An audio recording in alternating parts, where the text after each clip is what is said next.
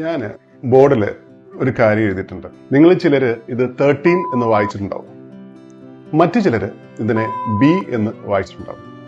കുറച്ചുകൂടെ ക്രിയേറ്റീവ് ആൾക്കാർ ഇത് മാക്ഡൊണാൾഡ്സിന്റെ ലോഗോ ആണെന്ന് വിചാരിച്ചു. ചെറിയൊരു കൺഫ്യൂഷൻ ആയില്ലേ? ആ കൺഫ്യൂഷൻ നമുക്ക് മാറ്റാം. ഞാൻ ഇതിനോടൊപ്പം കുറച്ച് കാര്യങ്ങളൂടി ആഡ് ചെയ്യാൻ പോവാണ്. ഞാൻ ഇതിനോടൊപ്പം 12, 14 എന്ന നമ്പേഴ്സ് ആഡ് ചെയ്തു. ഇപ്പോഴിത് നിങ്ങളിത് 13 ആണെന്ന് ഉറപ്പിച്ചിട്ടുണ്ടാവും. ഞാനൊരു മാറ്റം കൂടി വരുത്താൻ പോവുകയാണ്.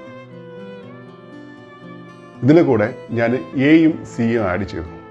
ഇപ്പോൾ നിങ്ങൾക്ക് ഇത് ബി ആണെന്ന് ഉറപ്പായിട്ടുണ്ടാവും.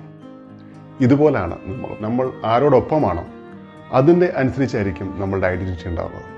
നമ്മൾ പോസിറ്റീവായ ആൾക്കാരോടൊപ്പമാണെങ്കിൽ നമ്മൾ പോസിറ്റീവായിരിക്കും. അതേപോലെ തന്നെ നമ്മൾ നെഗറ്റീവായ ആൾക്കാരോടൊപ്പമാണ് ചേരുന്നതെങ്കിൽ തീർച്ചയായും നമ്മളും നെഗറ്റീവായിരിക്കും. ഒരു മഹാൻ പറഞ്ഞിട്ടുണ്ട്, നമ്മൾ ബുദ്ധിമാന്മാരായ 3 പേരോടൊപ്പമാണ് സഞ്ചരിക്കുന്നതെങ്കിൽ 4ാമത്തെ ബുദ്ധിമാൻ നമ്മളായിരിക്കും.